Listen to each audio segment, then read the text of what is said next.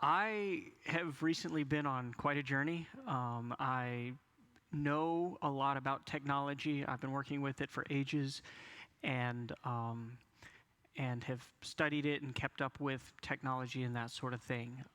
When I agreed to do this talk, I started looking into not just the digital technology side of things and digital solutions and how do digital products work and how do different filters and blocks work, but also the effect that digital media has on the family and in the home. And so I already knew a fair bit, but my eyes were really opened up to the challenge that we as parents now have coming into and living in this 21st century, things that we didn't really grow up with, and now our children are being exposed to, etc.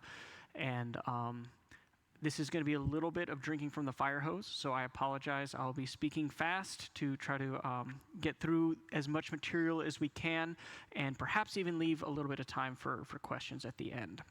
And so I'm going to ask Vedant to go ahead and kick in on the next slide. We're going to I've broken it up into a few topics. We're going to do some general talk about social media, and then all of the streaming type media and interactive media of TV, movies, video games, and then specifically talk for a little bit about pornography itself, and then we will get into solutions. I've broken them up into digital solutions and what I call analog solutions. Digital solutions are just going to be digital tools, the software that is available out there, hardware that is available out there that we as parents can implement in our home to help protect our home devices in our home from these things. But we're going to spend much more time on what I call the analog solution, which is the relationship that the family has with one another. Parents with kids, kids with parents, and parents with one another, and how we can, as a family, develop basically a digital media plan, if you will, if you want a term for it. How can we, as a family, encourage one another and grow one another and help to protect one another? Next slide. So, social media, it has some benefits. First of all, we can have access to people who share interests with us. Many people have very niche interests that are not shared by people around them. It gives us an opportunity to meet and engage with those sorts of people.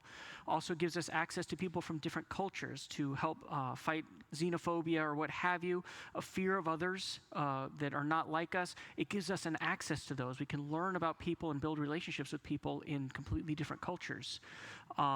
Most adolescents report that social media helps them feel more accepted and connected to what's going on in their friends' lives. Additionally, social media, and I think a lot of us get to experience this, especially people who have moved or live away from parents, gives you the ability to stay connected with family and friends from a distance. However, the list of dangers for social media is far longer. There are general health concerns, sleep depravity, lack of physical activity, increased risk of ADHD.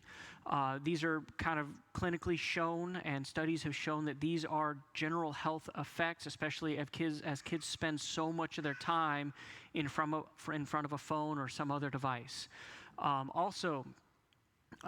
Social media is famous for giving us unrealistic portrayals of other people's lives. Everybody takes their pictures and they only post either the best or the worst. Like, that's all you get is my best life or this terrible thing that happened to me. And so we get this unrealistic impression of our friends or enemies, I guess, or competitors. This can lead to depression, lower self-esteem. My text is too small over there. Body image issues, especially in women.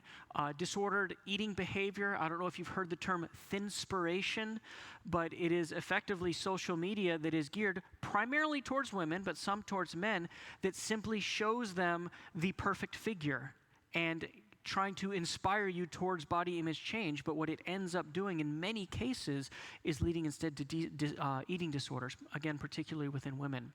And also feelings of exclusion. When everybody seems to be having the greatest time in the world, the greatest time of their lives, it seems that everything is the best whatever ever, then we can feel that our lives don't meet up to that and we can feel excluded. Also, exposure to negative peer interactions. Bullying no longer happens on the schoolyard alone. It now happens basically 24/7. People have access to our social media feeds, access to comment on it, and so the middle school, high school bullying gets to continue. And the anonymity adds to it even more so. Being able to post, you get that feeling of anonymity, and you get to have the feeling that the person on the other side of the keyboard is not really a human. And so you dehumanize them in your own mind much more easily, and then it comes out, and we get the cyberbullying. Peer pressure, again, more exposure to peers and less exposure to what we might consider the better influences, our parents and other older figures who would be able to give us wisdom. Social media gives us high exposure, particularly middle school and high school students, high exposure to content related to self-harm and suicide. And I'm going to cite a study in just a minute that was, to me, frankly, shocking, but we'll get there in a moment. It opens up exposure to explicit content. I think for most of us, on whatever social media feeds we are on, we generally don't see it, but believe and understand that especially for when the algorithm recognizes younger minds and younger brains, they're going to feed them much more explicit content. Exposure to racist views and political extremism. These are things that that our kids can be exposed to without us having any knowledge of it. And especially nowadays, when you hear about someone who has been radicalized and goes on to commit violent acts, 80-90% of the time you hear about a significant portion of that radicalization occurring online because they had access to it through a device. Increased risk of becoming victims of criminal behavior. So this means that someone else, a nefarious actor, is out there with an account, and they are trying to explicitly attack your child, and this gives them access to your child.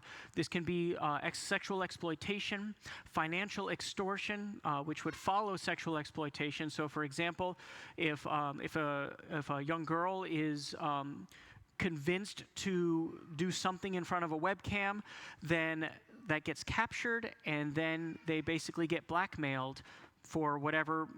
Anything. It could be financial, or it could be for more content to be able to have, and then that just snowballs. And many young girls and guys are heavily affected by this.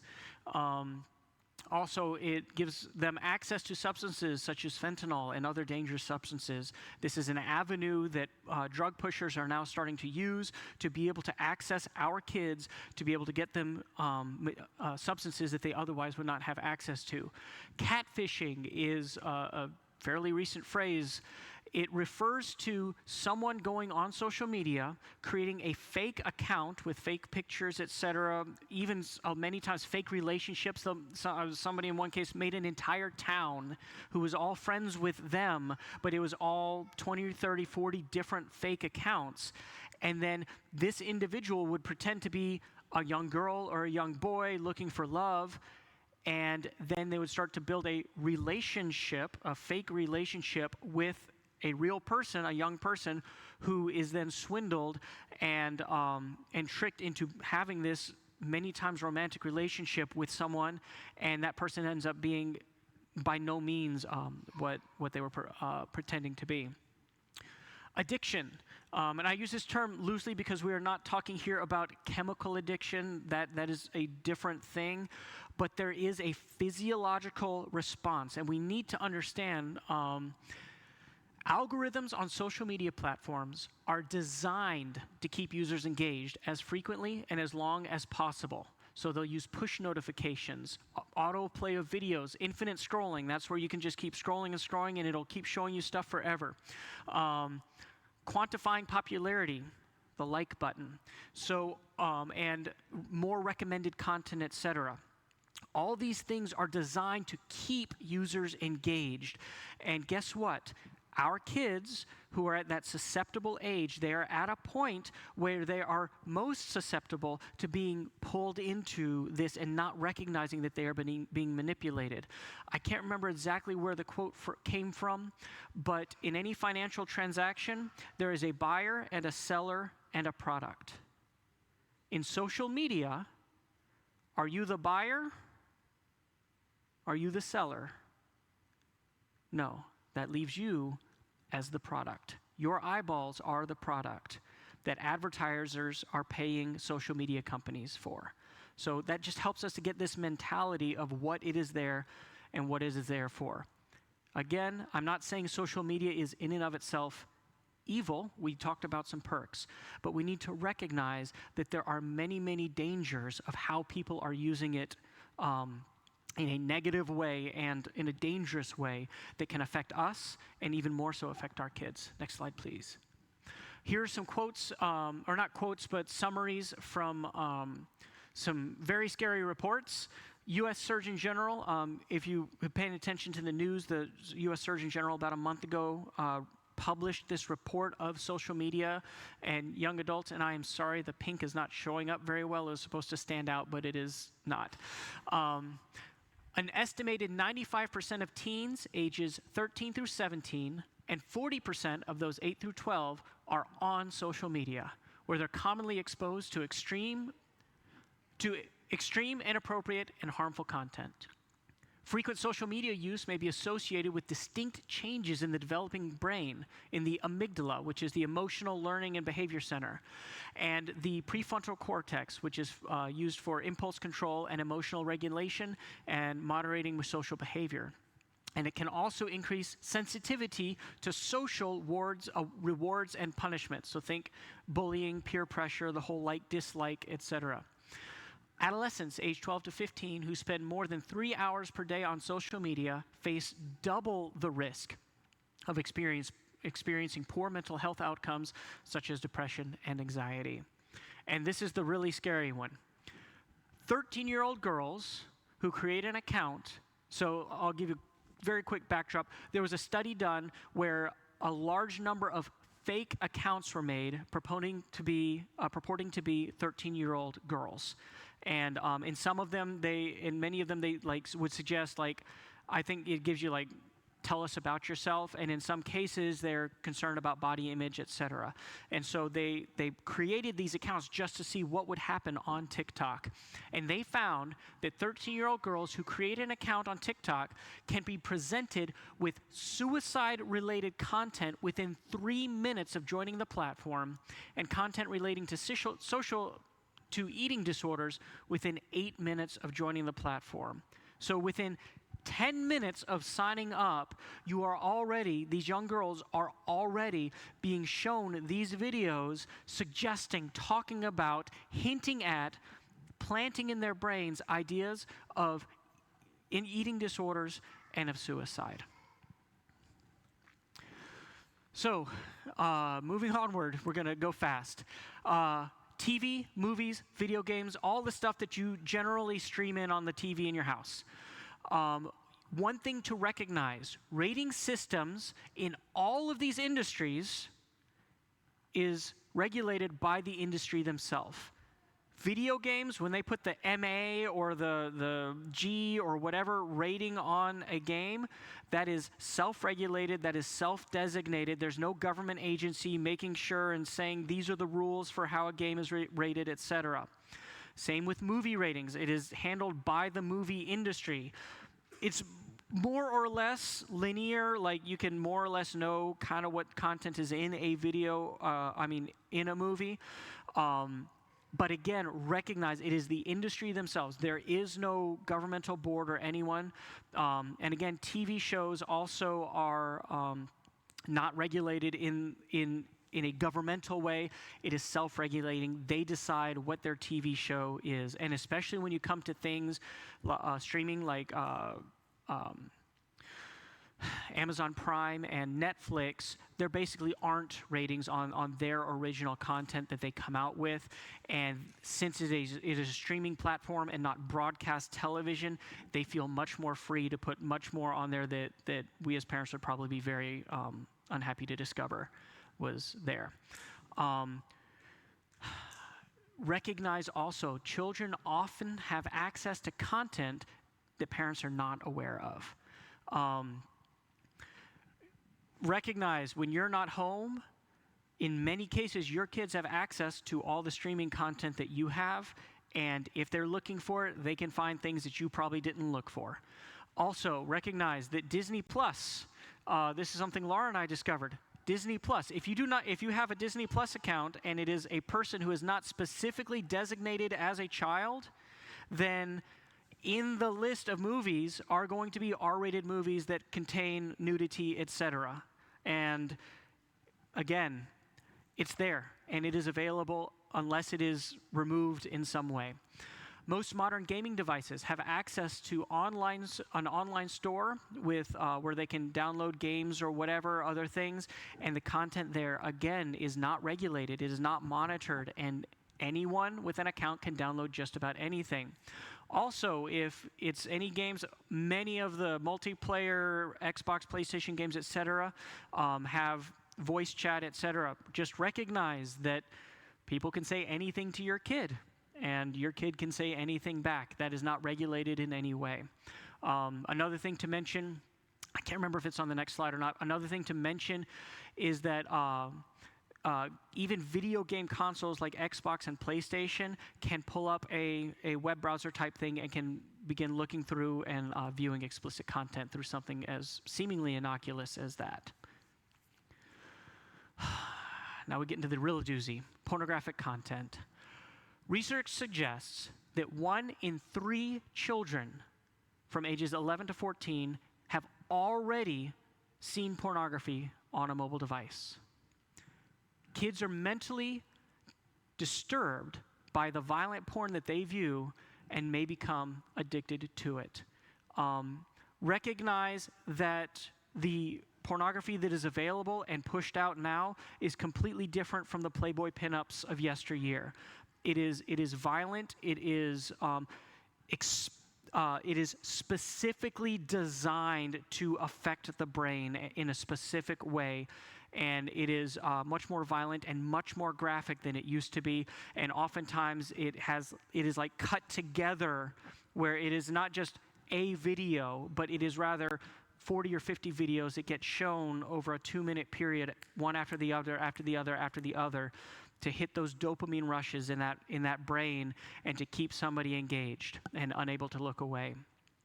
Pornography teaches false ideas about human sexuality, which impacts a child's future ability to enjoy stable, authentic, and intimate relationships. As we mentioned before, viewing pornography often leads to addictive behavior. Again, we're not talking about chemical addiction, but it has been studied, there is a physiological response and there is addictive behavior related to use of pornography.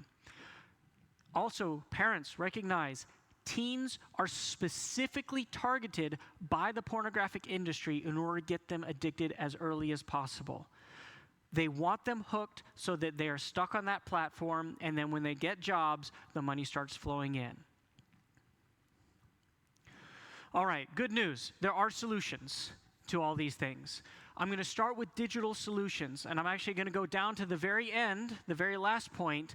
Recognize no digital solution can stand in place of what we're going to call analog solutions. We cannot create a Fort Knox for our children to protect them from all of these, from pornography, from all this explicit material, from the effects of social media, etc. That does not exist unless you move to Siberia. And even there, they might have access. Anywhere there is a device, anywhere there is a screen that has any type of access to the internet, it will be available. These are guardrails. These are to show you this is the safe place, going past this is the unsafe place. But for anyone who has even the ability to do a Google search, they can find out very quickly how to step over that guardrail and get around just about any protections we put in place. And so these are here as guardrails, important guardrails, but simply guardrails. First, Passcodes on devices. So this is phones, tablets, computers, smart TV, any type of streaming device, etc. That is an available solution. It is probably best, unless your phone has a filter on it, a specific filter on it, that you don't unlock your phone and just hand it to your child unregulated. Let that passcode be a guardrail to help and to protect your child from that. Again, and then second, built-in parental controls. These are generally going to be on a device that you're going to allow a child to use, such as a phone, etc. There are various settings that can be enabled on various devices, that would say on an iPhone, disable installing additional applications, or lock down any of the web surfing applications and just give access to phone, text, etc. Along these lines, there are also specific phones that are sold. You can look them up online. They're not hard to find. But it is a phone. It looks more or less like a smartphone, but it only will call and text. And that is it. For a young child who is not maybe ready for a full-fledged phone, that might be a great, basically learner's permit type thing to help them learn devices. We'll talk more about helping to train kids in a little bit. Content filters and reporting. So this is additional software that gets installed onto a phone, onto a computer, onto a tablet, and it will monitor the activity on there. Again, these are limited, but they can be helpful tools, especially for accountability, say, between spouses or of a child on a device.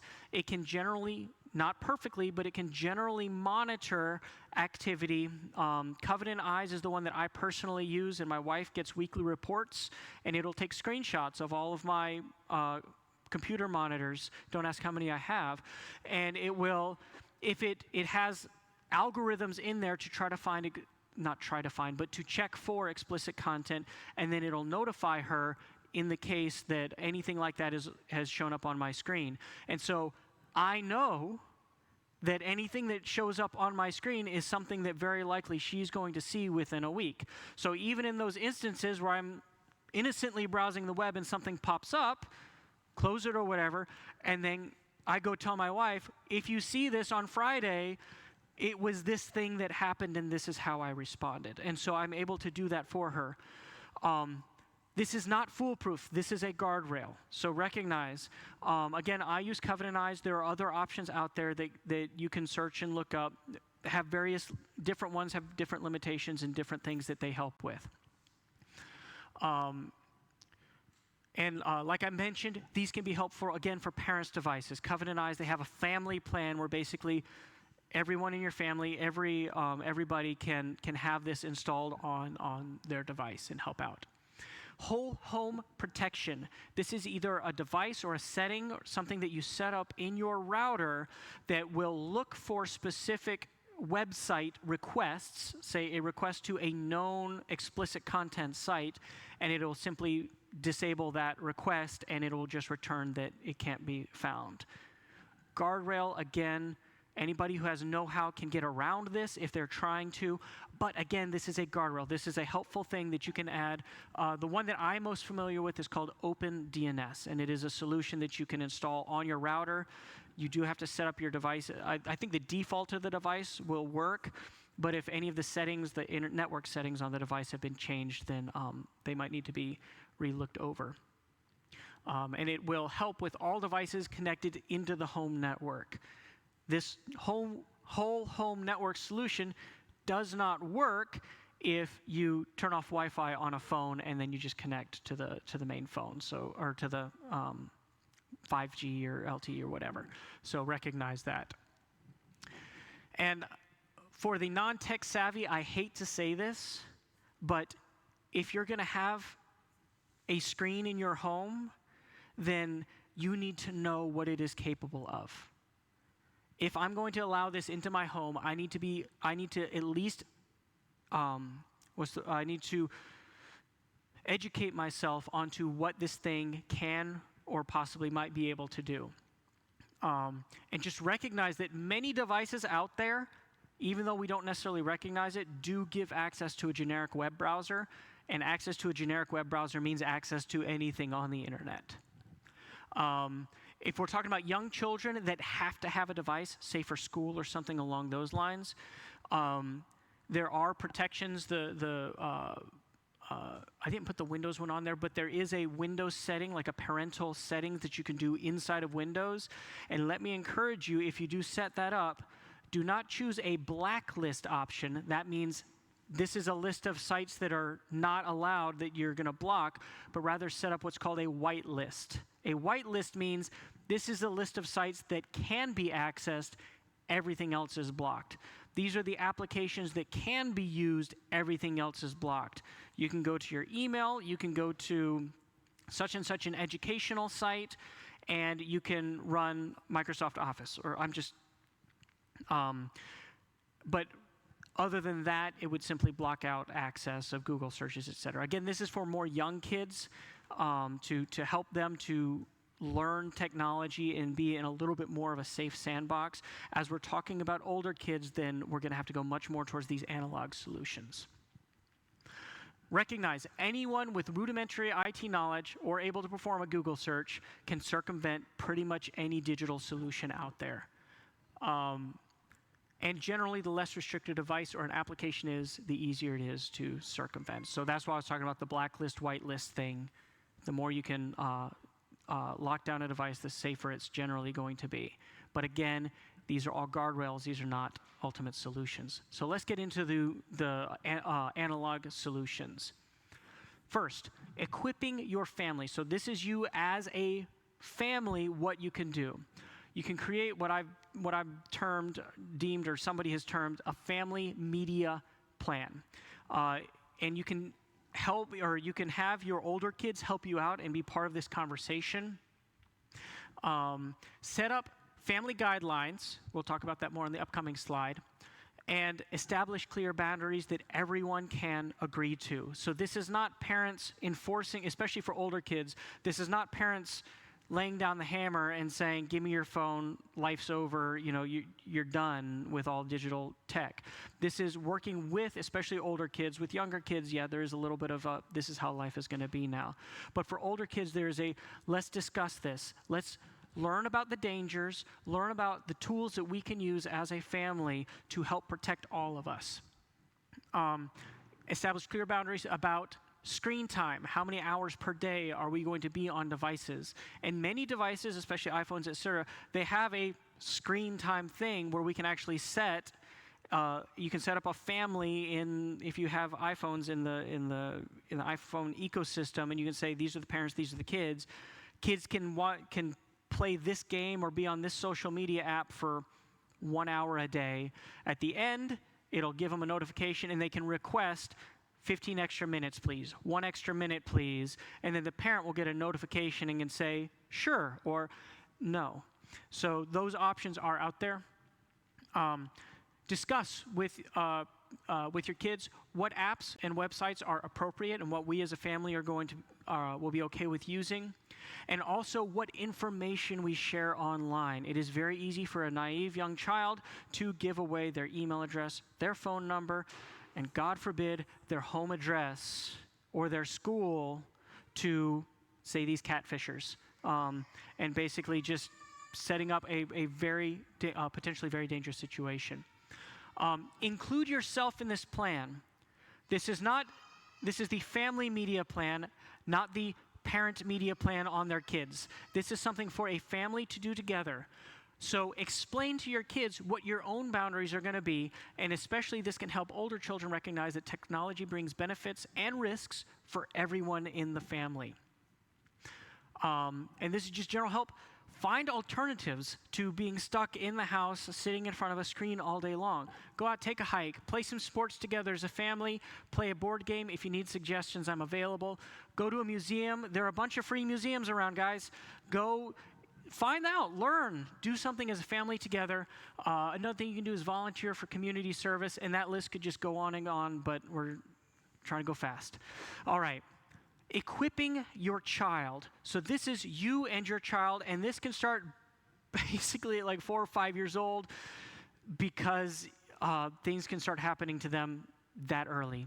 So first, we want to teach and practice, model responsible online behavior for our kids. We want to empower our kids to safely utilize technology. Remember, this is not about shutting technology down and taking it away from them. They're going to get it. If not in our home, when they leave our home, they will have access to it. And so our job is to train them up and to help them to learn to use digital media responsibly. Have regular age-appropriate conversations with your kid. This is not the talk. There is not a one-time talk. We need to talk continually with our kids about it. We need to build a rapport about this with our kids so that they can recognize that talking with mom and dad about these things, doesn't have to be like that big, awkward conversation that we never want to get around to. Lots of little conversations rather than just the one big one. And I recognize that as kids grow, these conversations are also going to need to grow and change. Help them to develop critical thinking skills so that they can decide what is appropriate and inappropriate for themselves, rather than having to rely on parents who are not always going to be there to assist them. Ask reflective questions rather than confronting them on negative issues. Especially after an incident or after something has happened, we hear a lot about victim shaming and someone who something has happened to them and basically just laying shame on top of them for having gone through this, when rather we can be asking them questions that can be reflective and helping them to think about how this might have affected them, how it could affect them in the future, and then help them to come to the conclusions of what would be best for themselves and for you guys as a family. And I know this sounds really weird, watch and do things together with your kids. I don't mean like post on social media together, but watch a TV show together as a family and then discuss that TV show. It's very easy to do, how that show is trying to affect you. What message is it trying to portray to you?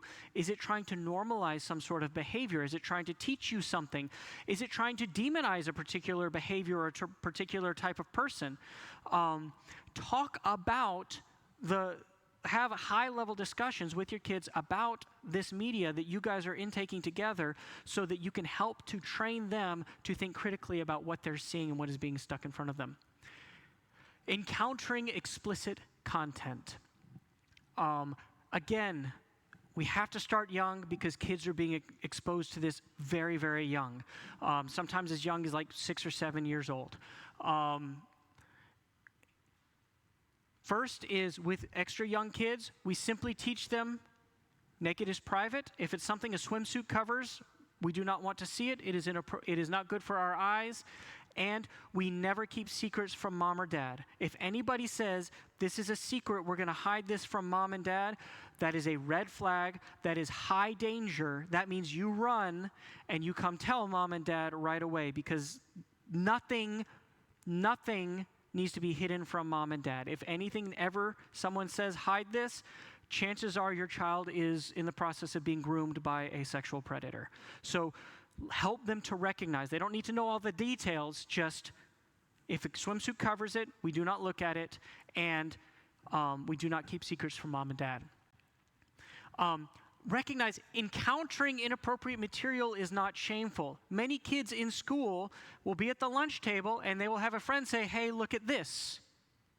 That is not an experience to pull shame upon us. Instead, that is a time for where our child can know that it is safe to come and confess to us. Why? Because we have spoken to them about it and we've prepared them for this. Because you want to be the first voice that your child hears about sex and sexuality and what is out there on the internet, if possible. You want to build that relationship, help them to recognize it is out there. This is not a case of if you're going to be exposed. This is simply a case of when. And so I want you to learn. We help our child to identify and know how to respond when he or she sees explicit content, pornography. When somebody shows you anything or you see anything where you're being shown something that is not hidden by a swimsuit, you turn your eyes from it. It says run, walk away. You don't have to actually run out of there. I can't tell Abe run. leave the situation, turn away, leave the situation, and tell mom and dad first chance you get. In many cases, it might just be like a quick note written to mom and dad. I saw something today, or something along those lines. If kids are over at sleepovers or that sort of thing, it can be very helpful to go ahead and have like a passphrase. You call me and you say, my tummy doesn't feel good. And I know what is happening at that house, and we will let that be your excuse, and I will come and get you, and I will save you from that situation. You don't have to be embarrassed in front of your friends, etc. This will be our way for you to let me know that something is happening that you need to be rescued from without having to be embarrassed or lose face in front of your friends. Parents, get educated about what resources are available to help you confidently and calmly discuss sex as a beautiful gift from God to be enjoyed within the boundaries God has set. Because we need to recognize that God did not create our bodies to be something shameful, to be something evil and wicked. And so often that is what pornography on one side and this kind of purity culture on the other side has said, is that the body is evil and we need to hide it and cover it. But rather we need to recognize that the body and that sex is a gift from God to be enjoyed in the appropriate circumstances. And of course, we can't read the link there. I can share it separately. And then I have a few potential book recommendations for parents that are looking for this. And I will be talking with Pastor Choll and the other elders as time goes on, and we will look into potentially making some resources available for our families to help prep parents for this monumental task. Here are some general guidelines that we can use for analog solutions. So these will take those guardrails and they will improve them, and they will help us to recognize them more. One is have tech-free zones. For example, bedroom. Please, parents, I know this is very common to have a computer in the bedroom. That is the worst place for a computer or a phone or a tablet to be. Phones need to be in all these. Please, I'm not demanding, but I'm begging you, please take them out of the kids' rooms. It is just so easy for them to get sucked in there and to have that privacy and that cocoon where they can feel that they're not going to be walked in on. Dining table, like during family meal times and that sort of thing. Many families have like a rule. We haven't implemented anything yet because Laura and I are the only ones with phones right now. But many implement a rule where there's like the counter or the island or whatever. All the kids put their phones down, and then dad puts his phone on top, and nobody gets their phone until dad picks up his phone after the meal. And it's just a way that everybody knows. And remember, this is not rules for kids. This is the family media plan. And so we are all going to engage one another during our family meals rather than allowing ourselves to be sucked into our devices. I learned a new word. I can't remember it. It's like shuffing or something. It's when somebody's trying to speak to you and you're looking at your phone and effectively shunning them on your phone. I'm sorry. It's helpful if all screens are always visible. So that means family computer, turn it around so that when somebody walks into the room, they see the monitor right there, as opposed to having that opportunity to click close or what have you. If possible, if kids are studying, etc., doors open, parents can walk by and see what's on the screen at all time. And that also can go for parents. Don't have your screen turned away from the door. Have your screen facing the door so that kids know that you also are accountable.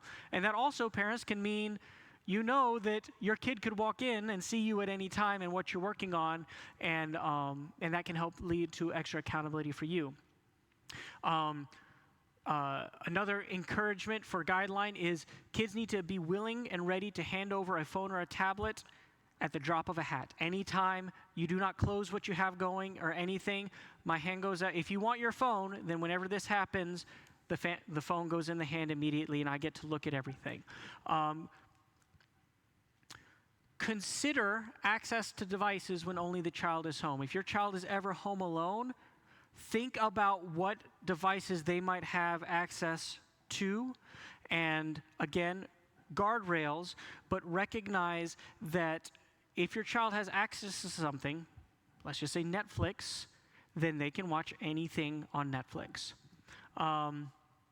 Another encouragement is until the kid is out of the home, mom or dad has access, is logged into your social media, their kid's social media account, or is a friend, so they can monitor everything that not only that the child is posting, but also is being posted to the child. Because remember, cyberbullying, in many cases, it's more likely that your child is cyberbullying than that your child is posting something inappropriate. But if your child is shamed by that and they don't feel like they can be comfortable talking to you about it, then they're having to deal with that alone rather than with their parent knowing what's happening and being able to coach them through it. It may be best to ban apps that contain volatile content. That means content that is self-deleting. So think Snapchat is kind of like at least when I was younger, the most popular one where you get to see something and then it disappears. Why? Because there's no accountability there. If it can disappear before anybody else gets to look at it, then parents can't know and parents can't help. and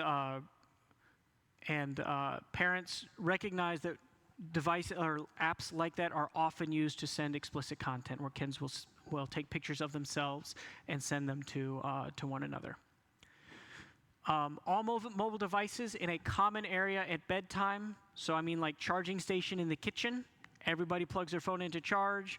Or if you're like me and don't like your phone to be at 100% because it drains the battery faster or uses up the battery faster, then unplugged and on the counter in a central location. If you are concerned about kids sneaking out into the kitchen and grabbing their phone at 1 o'clock in the morning, then perhaps it might be better if all devices go on mom and dad's nightstand. Because that can help with accountability.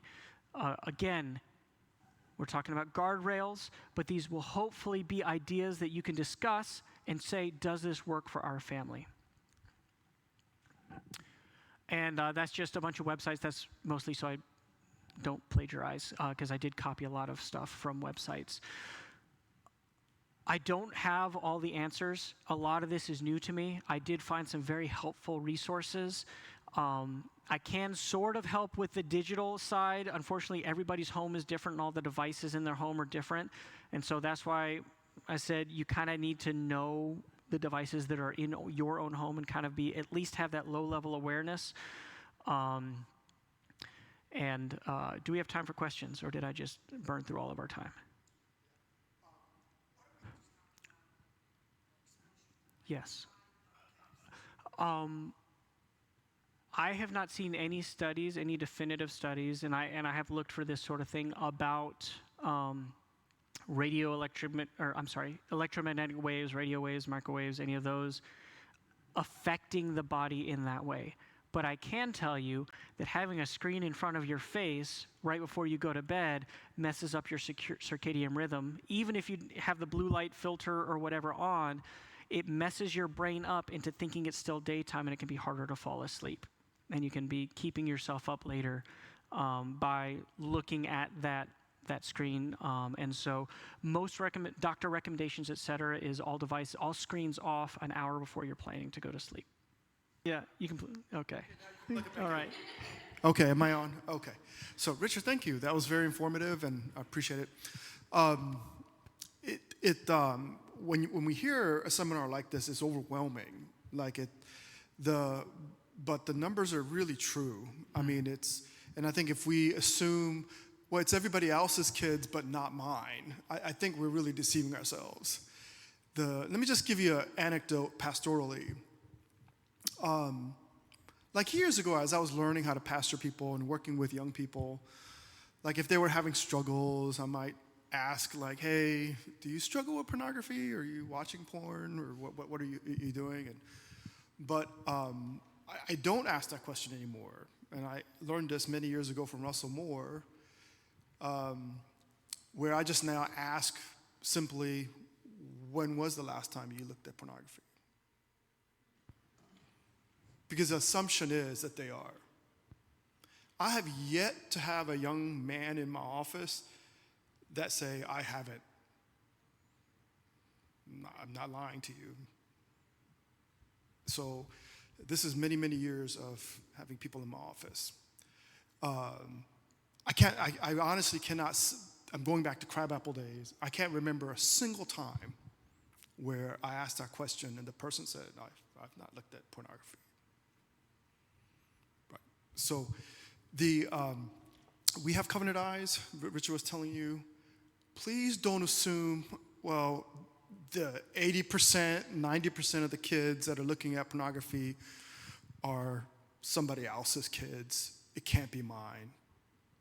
Most likely, kids are going to be exposed to it. And to what extent are they looking at it? But they're going to be exposed to it. I was exposed to it when I was 11 because my parents sent me to the dumpster. You know, we lived in an apartment complex, you know, those dumpsters with the doors, and you throw it. And some dude put out a whole stack of magazines. Just instead of throwing it in the dumpster, it was there. I mean, as an 11-year-old boy, I was like, what in the world is this? And I couldn't stop looking at it. I was 11, right? But I want you to imagine your child finding this thing on Google accidentally. Like, after that encounter, I couldn't get to it anymore. Do you understand? Like, who goes to those creepy stores? Remember years ago, you had to go to a creepy store, but now it's just on Google. And then if somehow they're looking at something and something pops up or they're exposed to it, we got to protect our kids. Much of the initial exposure is no fault of their own. I think most of it is coming from. Yeah, and I think it's especially important to help them to recognize that. Yeah. And even when we're talking with our kids, it's not an if, it is a when. Yeah. This is going to happen probably before you turn 18, that either a friend's going to show it, it's going to pop up on a Google search, you're going to see it passing by somewhere, you're going to be walking down the hall, and somebody's going to be holding a device, and you're going to see it. Help them to recognize that Pastor Charles has helped me with this, the temptation is not sinful. Being tempted is not sinful. Being exposed to something is not sinful. What matters is how we react. And most of the resources that I found have affirmed that when parents help to train their kids, they are far, far more likely to be able to respond in an appropriate way. Because if they haven't been prepared, then that first time knocks them so much for a loop. They don't recognize the feelings they're having. They don't recognize this weird feeling in their stomach. They don't recognize all these endorphins that are rushing into their brain. They don't recognize what's going on. And many times they want to hide it and they're afraid of sharing that. But if they can recognize and say, when you see this, this is probably how you're going to feel. This is probably going to happen. And this is how you can respond. Yeah. Then we can prepare them for that. And I'm sure with the number of kids that we have here, I am absolutely confident that at least some of our kids have already been exposed. And so this is not none of my kids have ever seen anything or anything like that. My oldest is still 9. I don't think he's seen anything yet. I've had some talks with him. He's told me he hasn't, and he never lies. The younger one I'm more worried about, but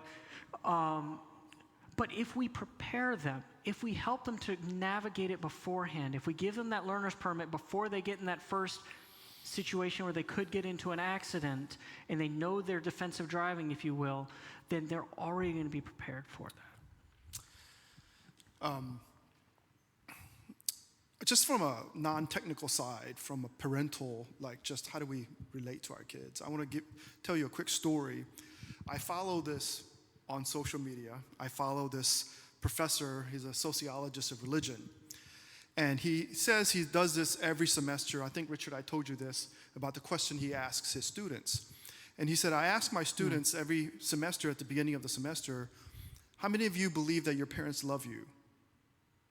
Every single one of them, of course, I believe my parents, they all. And then they would talk about that. And then he would ask later on, how many of you actually believe your parents like you? Two very different questions, right? And he said they would talk through that, and he had grown men, 280-pound football players, sobbing like little kids as they're talking through that. So the reason I'm telling you that is, please put all these safeguards. We have covenant eyes ourselves. Place all these safeguards around, but you have to be a safe place for your kids, because they're going to mess up. All of us mess up. We all do things. We all sin. Maybe not in this area, but in another area. We all mess up, and we're going to need someone to lean on to help us. Make sure, as Richard was talking earlier about investing in your children, spending time with them. I grew up, I love my parents. I love my mom more than anybody in the world. She just, I owe her my life. But the way I grew up is, go in your room, go study. Go read a book. Go do this, go do that. We never did it together, right? I think they meant well. They worked really hard and provided for us, and I don't fault them, But we have to think about this a little bit differently, right? And so I want to encourage you to invest in your kids. Talk to Richard about how to get to some of these safeguards. It'll work at least when your children are young. They get older, they're going to be way more tech savvy than we are. They're going to be able to figure out loopholes around it and all. I remember calling Richard because I was talking to a young man, and he had covenant eyes, and he was telling me he was struggling. I'm like, how do you struggle if you have covenant eyes? So I called Richard. I'm like, this guy is telling me that he's still struggling. He has covenant eyes. Richard's like, Pastor Troy, you're kind of dumb because you could do this and get around with it. He didn't say I was dumb, but he was kind of like, old people. What I said was, when I speak with people about these, I don't talk to them about the workarounds that are available, because once you know there are workarounds, then there's that temptation, and so I don't bring it up. But parents, there are workarounds, and they're not hard to find. But at least when they're young, it'll limit, if not cut off, their exposure. So the covenant eye is fantastic, because you pick a person, and that person will get all the websites you've browsed, right? Mine is like Duke basketball or whatever my wife gets. She's like, you're spending too much time on Duke basketball. But it'll get all of that stuff. So get that, and it'll put a protection around for your kids, especially when they're little. But as they grow, I just want to encourage you to make sure your kids know that you not only love them, but that you like them. That you enjoy, you want to read a book with them, you want to play games with them, you want to go on walks with them. Right now it kills me because my son's about to leave the house pretty soon. This is like 2 out of 3 now. Sophie's gone, and I just want to do all I can to love him well and to enjoy him, to be his friend. I know he's going to struggle if he is already not, but I want to be the one that he comes to and say, Dad, I'm really struggling with this. Can you help me? Right? So let's create that environment. But Richard, thank you so much. I know, I felt a little queasy because all the kids were in here, and I'm like, kind of like this, like it's Chloe sitting right beside me. I was just like, but we should have said all the youth, you can sit in the back together away from your parents.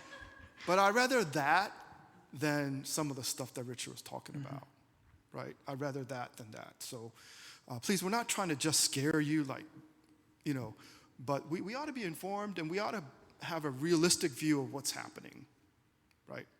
Okay, so, and I just want to, well, we said 10 minutes, it's been 15, okay, so. let's go. Richard, be around? I will be around to talk, and if we need to, I can stay late later if need be. And Christ Community folks, I'm here on Sundays. We can chat separately. And again, like I said, I'll be talking with Pastor Cho and the other elders, and we'll try to get books on the book table that and internet resources, etc. Maybe even like a little booklet printed out with that can just give you guys some resources to help One of the things that I found, it's not a explicitly Christian book, but it's a great book to actually read with your kid. It's like a picture book to read with them, and they have two versions, one for like 4, 5, 6-year-olds, and another one for like 7 to 12-year-olds, just to help them and get them ready to recognize in a very casual and comfortable way, even to talk about these things and to start those conversations.